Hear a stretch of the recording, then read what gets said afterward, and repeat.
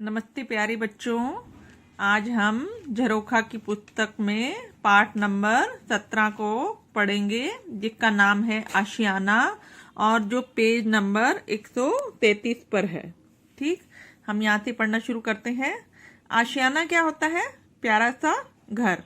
आपका जो घर है उसे आशियाना भी कहते हैं।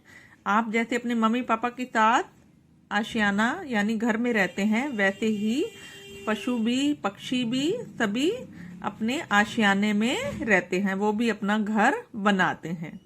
तो आज हम पशु और पक्षियों के बारे में देखते हैं, क्या है इसके बारे में हम पढ़ते हैं। यहाँ से ये क्या लिखा हुआ है? Sultanpur national park. एक पार्क है, उसका नाम है सुल्तानपुर नेशनल पार्क।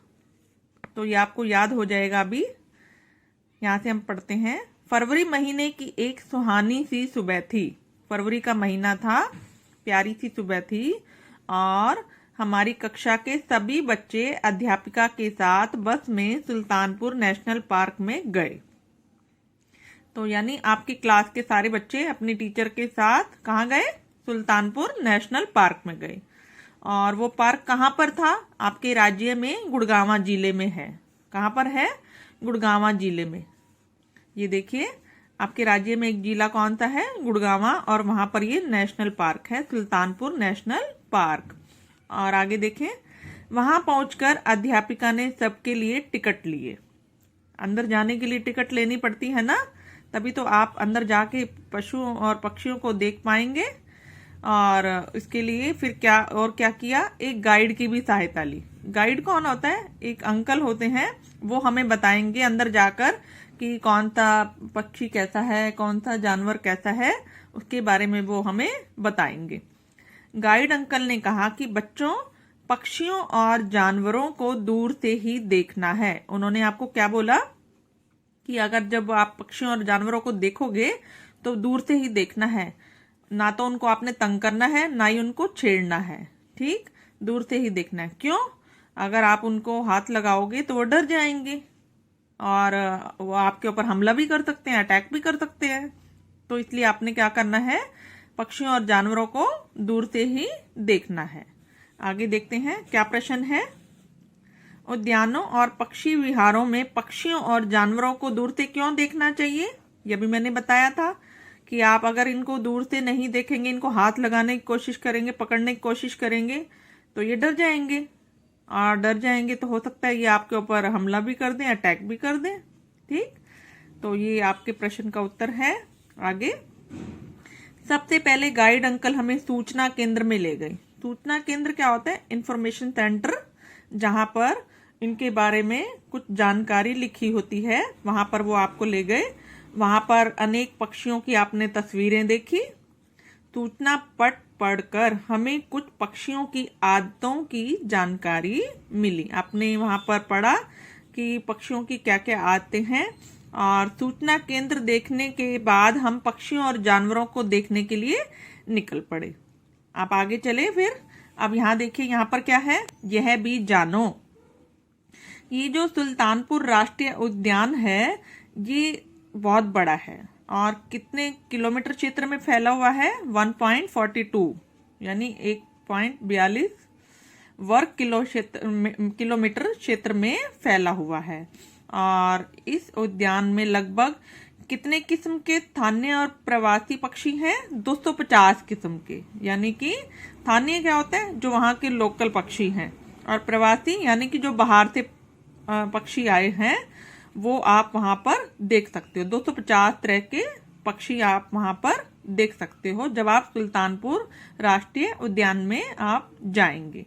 ठीक, उसके बाद आगे देखिए, पार्क में बहुत से पक्षियों की आवाजें आपको सुनाई देने लगी। पक्षी चहचहा रहे थे, वो आपके सामने बहुत सारी आवाजें निकाल रहे थे, उसे आपने सुना, महसूस किया। और फिर आपने क्या किया? पक्षियों की आवाजों की नकल भी की साथ में। फिर उसके बाद आगे देखिए, पुनीत जो आपकी क्लास का एक लड़का है, वो क्या कहता है? अंकल, वो सामने क्या है?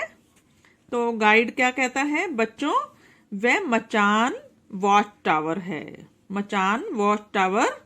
ये देखिए, मैं आपको साथ साथ दिखा देती हूँ। ये चित्र देखिए, ये मचान इसको मचान बोलते हैं, और वॉच टावर भी बोलते हैं। मचान क्या होता है, यहाँ से ऊपर चढ़कर यहाँ पर आप खड़े हो सकते हैं और पक्षियों के घोंसलों को अच्छी तरह से देख सकते हैं। और इस पर सिर्फ 4 या 5 बच्चे ही चढ़ सकते हैं, ज्यादा नहीं चढ़ सकते। और ज्यादा चढ़ोगे तो इस पे ये गिर भी सकता है, टूट भी सकता है। तो हम इस लाइन को एक बार फिर से पढ़ते हैं।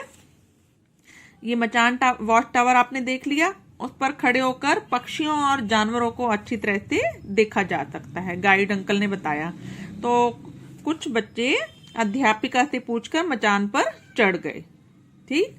और दूरबीन तो आपको पता है ना, दूरबीन से आप दूर की किसी भी चीज को, किसी वस्तु को बहुत साफ तरीके से देख सकते हो। पक्षियों को देखने लगे। आगे देखिए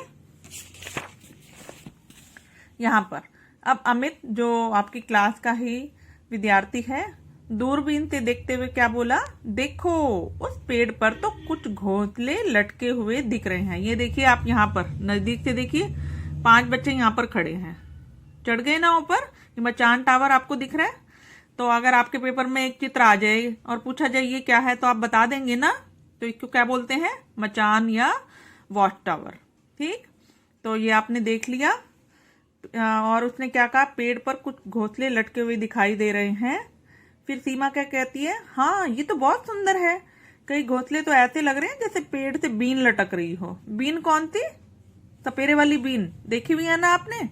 जब सपेरा सांप को वश में करता है तो बीन बजाता है, तो ऐसे लग रहा है जैसे घोंसला बीन। अब ये देखिए, मैं आपको दिखाती हूँ। ये देखिए, ये पक्षी का घोंसला है और इस घोंसले को ऐसे लग रहा है जैसे बीन सी बनी हुई हो।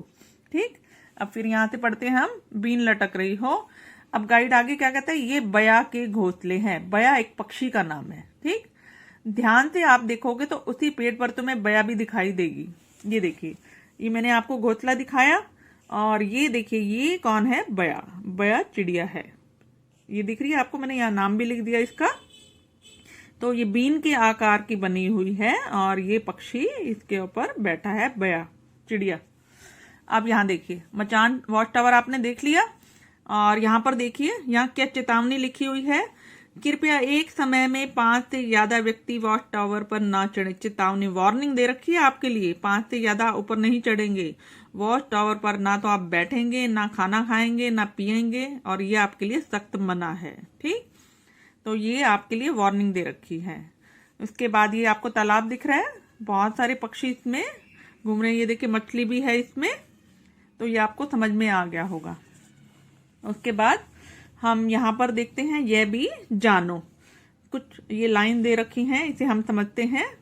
बहुत ही बारीकी और कारीगरी से बुनकर बया अपना घोंसला बनाता है। ये देखिए, बया जो पक्षी है, ये बहुत ही बारीकी से, तिनकों से, पतली पतली लकड़ियों से, बारीक तिनकों से उसने अपने घोंसला बनाया है। जैसे कारीगर किसी चीज को बनाता है ना, वैसे ही ये बया पक्षी भी बनाता है। इस पक्षी को हम क्या बोलते हैं, वीवर पक्षी बोलते हैं।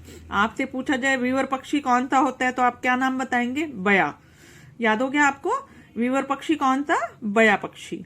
और कौन सा पक्षी बया बनाता है, नर वीवर। नर वीवर अपने अपने घोंसले बनाते हैं। नर वीवर जो है नर वीवर है, और जो मादा वीवर होती है वो उन घोंसलों को देखती है, यानी कि देखती है, और देखती है कि जो उसको घोंसला अच्छा लगता है वो उसी में ही अपने अंडे देती है। यानी 2 तरह के हैं, नर और मादा। लेकिन घोंसला कौन बनाता है, नर वीवर। और मादा क्या करती है, घोंसले को सेलेक्ट करती है और उसी में अपने अंडे देती है। तो ये बात भी आपको समझ में आ गई होगी। और आगे देखते हैं इसके बाद क्या है। 2 प्रश्न पूछे गए हैं आपसे। बया के घोंसले का आकार कैसा है, ये तो आपको याद हो गया, सपेरे की बीन जैसा है। यहाँ पर हमने पढ़ा था बीन जैसा। उसके बाद उसका घोंसला कौन सी चीजों से बना हुआ है, ये देखिए, घास फूस, तिनके से। मैंने यहाँ लिख दिया घास फूस, लंबी और बारीक डंडियों से, तिनकों से, कुछ भी आप लिख सकते हैं। तो बच्चों, इसी वीडियो में हम इतना ही समझेंगे। अगली वीडियो में हम आगे के पेज को समझेंगे। धन्यवाद।